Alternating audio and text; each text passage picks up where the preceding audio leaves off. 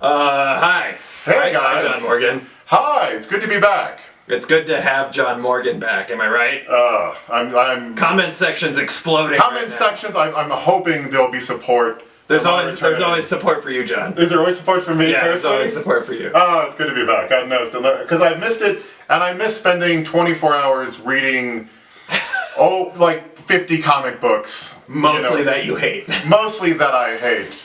I like making you read things you hate. No, absolutely, and it's fun because can we talk about the things I hate? And Foxy's like, no, we don't really want to be negative here. No, that's not what this is about. We have a large amount of negativity before any of this gets started. I'm just a sadist. Off my chest. Yeah, I like to make you feel pain, and then that brings me joy. Guys, this went off the rails before the top 5 began. That's how you know it's a John Morgan Supreme episode. is shit as well. That's right. Fuck Squadron Supreme. Oh my god, James Robinson was on the top 5, was it last week with Scarlet Witch? And this week we're not going to talk about Squadron Supreme. Squadron Supreme is no Scarlet Witch. Keep your motherfucking $5, spend it elsewhere. Dude, So, that's like half of Nowhere Men. Take the other $5, go buy Nowhere Men. Go prepare, because Nowhere Men... Nowhere Men's coming back. Yeah, the second arc starts in January. Oh, I'm so looking forward to it. Hype! Hype. Top 5. Number 5. Tokyo Ghost. Tokyo Ghost. Issue number 4. Issue number 4. I actually really liked issue number 4.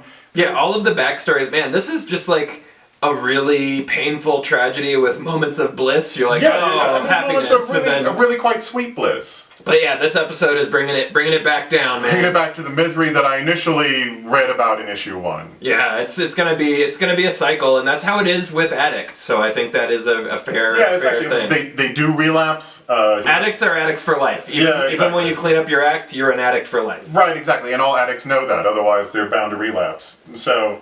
I don't know, Tokyo Ghost is pretty good.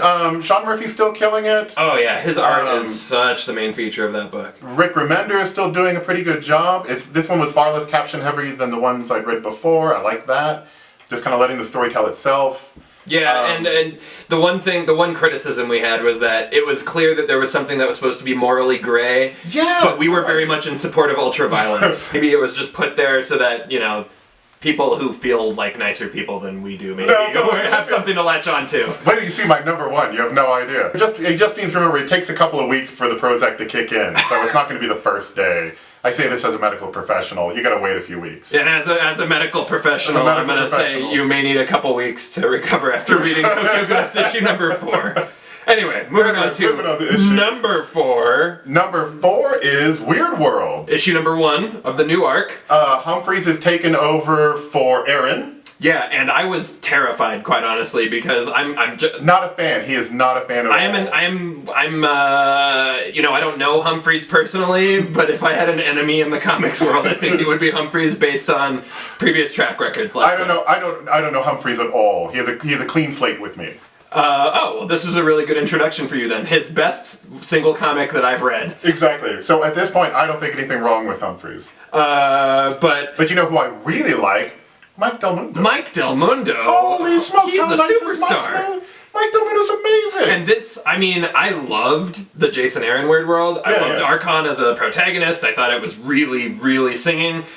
This is better. The art, every single page of this is so good. The art is killing it. There's a lot of pages that I would have actually wanted to buy, even though they weren't really that, important to the story, but they just looked amazing. Yeah, every single page in this is great. The story itself is pretty simple, but I'm immediately, very charmed by all of the characters we're meeting. The protagonist girl, there's actually, a surprising depth and darkness to the very little context we've been given. It's already oh, wow, that's actually pretty rough. And then the barbarian woman is hilarious. The barbarian woman is really, really funny and kind of I don't know, kind of cool. She's pretty cool. She's pretty cool. She's got a sweet ride. Overall, excited as hell to read the next issue. I thought it was good fun. It was definitely good fun. One of my favorites from the week. My impulse was to place it higher, but John talked me down. I talked him down a little bit.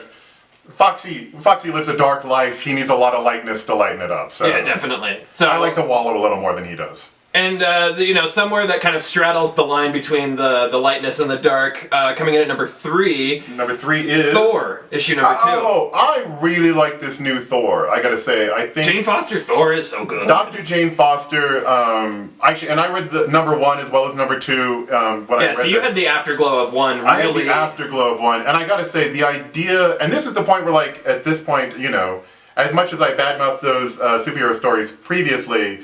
This is where superhero stories really shine, is when it does take them and use them as a metaphor for society, and the idea of a cancer, someone who is coping with cancer, who is coping with cancer treatment, because as anybody who knows someone with the cancer treatment is something that is just horrendous and requires so much energy and just emotional depth in order to get through. And the idea of using that as your protagonist in order to be Thor, for me, actually, it kind of brought tears to my eyes when I read number 1. Yeah, sacrificing her own recovery for the greater good. For the greater good. Is a really unique sacrifice, and one that resonates immediately. And one really unique to superhero books. And it doesn't feel like a gimmick at all. It feels very genuine. And I'm kind of wondering if Jason Aaron knows someone who's going through it. Number 2 is really great as well. Number 2, we get Loki introduced to the game as far as like things that are going on with the battle up in sort of the Asgardian world. And he is great. I mean, he is great as this, smarter than thou, Machiavellian creature.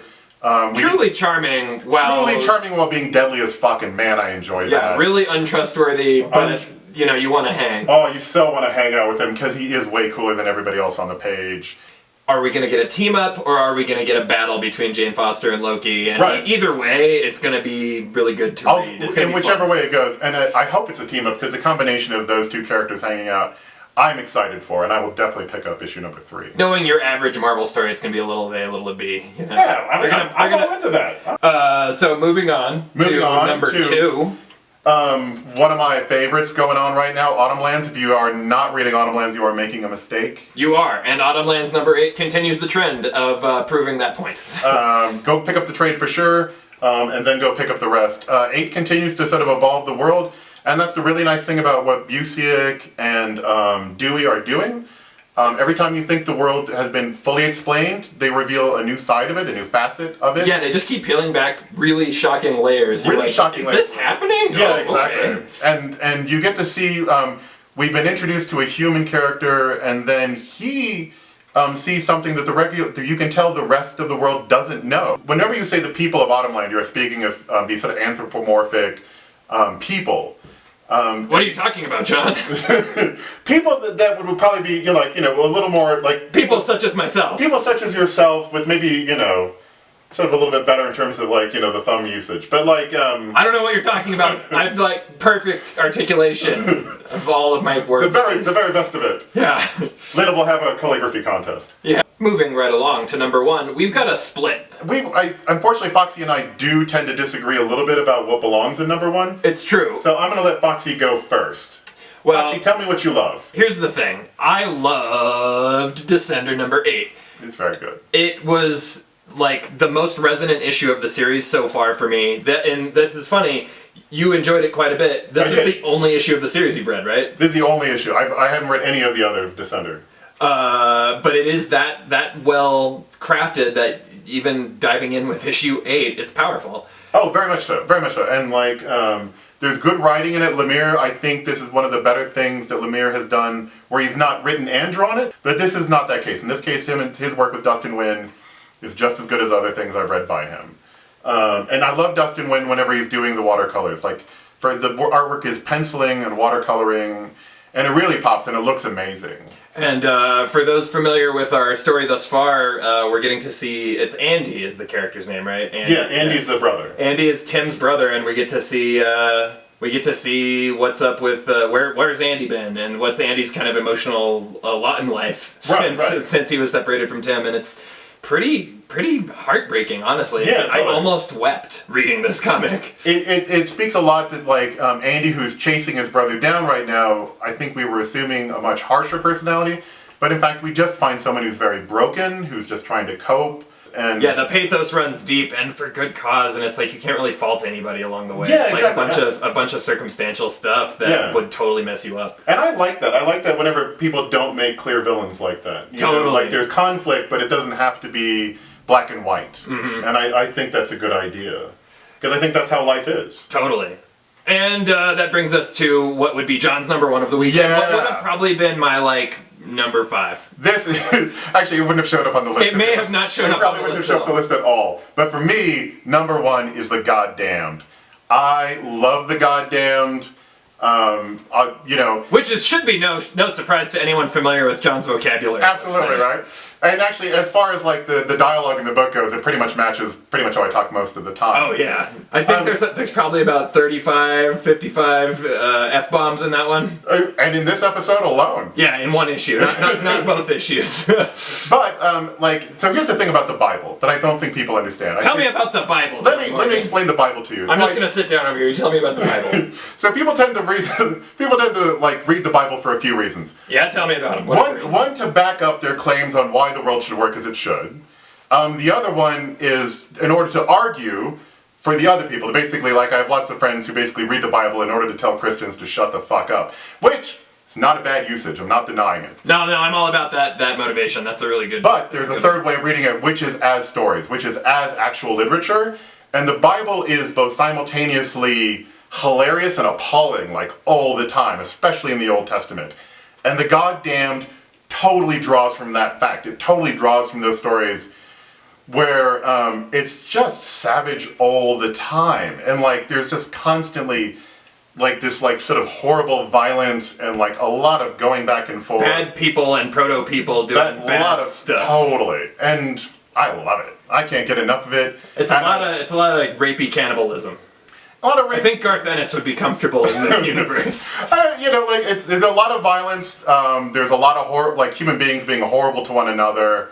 But it is not boring. It is never boring. I thought issue 2 was much stronger than issue 1 for me. Yeah. I think Cain is interesting. Actually, it's kind of weird because it's very profane, but it's very obviously by someone who has done a lot of reading, and has thought very intensely about the Bible he has read, and kind of about the kind of people who were in that book. And I love it. I think it's amazing, and I really look forward to where that story continues.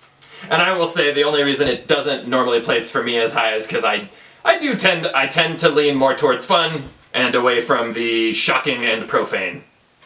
Why would you do that when there's shocking and profane to be had? Shocking and profane just feels like cheap attention getters to me. Oh, not at all, not at all. Sometimes done well, it can be some of my favorites. Like the first couple of issues of Airboy, I thought were more elegantly shocking and profane. Did they fall off for you? It did, yeah. The third and fourth issue did not maintain the level of shock and profane. You still got a lot of penis drawings, but it didn't really have the same impact. But that's positive. They really led strong. And America's upped its penis game, can I just say? There's way more penises. There's way more penises. Even on the top 5, Tokyo Ghost had a penis. Was that the only penis on the top 5? No, I think Goddamned has some penises. Oh, Goddamned definitely had penises. So. We're not leaving the ladies behind anymore. No, and I'm sure Sex Criminals will probably be out next week, exactly. And there will definitely be some penises in that. So keep your eyes peeled for that. And before we say fond farewells, let us just say, John, you read We Can Never Go Home, the trade paperback from Black Mask that came out last week. Oh, yeah, I did. How did you feel about Volume 1? I really liked it. Is the hoopla well-deserved? That's a rough call. It's $10. I think it's $10 well spent. I think it's essentially kind of like Badlands combined with sort of like superpowers. As far as it goes, the dialogue between Duncan, the boy, who's very obviously someone who is a very damaged person, and the girl who also seems like she's got her own issues and who does have superpowers, their conversations feel very real. It feels very well written.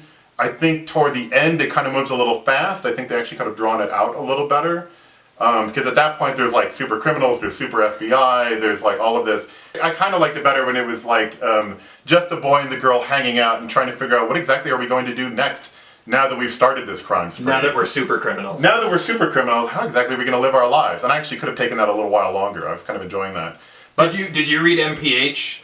Yeah, I did. How does it compare to that super criminal? Better than MPH. Oh, okay. Without a doubt. I thought it was more natural than MPH, and the dialogue felt more real. A little less didactic, perhaps? Yeah, and also I kind of cared if the characters got together. Oh, okay. Like, I kind of want the characters to be happy together. I don't think they're going to be. But that's, because, I mean, really, when does young love work out? But Never. pretty much ever. Yeah. But in this case, I gave a shit, where in the case of MPH, I didn't. Oh, okay. You know, it was kind of like, oh, look, Mark Millar. Yeah, I mean, I liked MPH. I thought it was a lot of fun. I thought it was pretty, but ultimately it was like, that was a cool sci-fi concept that he kind of, like, pooped out. Right. But in this case, like, I thought the characterization was good. So I thought, like, I'm definitely curious to see where these guys go next. Cool. All right, so There you go. that's it. Top five's over. Top 5's over. Go home or Go home. leave your home for the first time today or whatever you haven't done. Do more of the other thing. Go do more of the other thing, and don't forget to be a feminist. Always. Always be a feminist. Be a feminist.